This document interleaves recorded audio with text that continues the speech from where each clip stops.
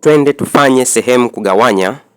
Kwanza tutaenda kubadili sehemu zetu kuwa sehemu kupita kiasi.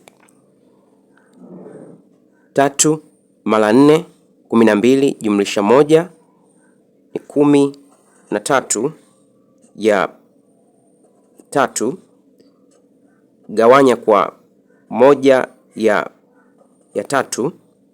Tutaenda kubadili alama yetu kuwa alama ya kuzidisha.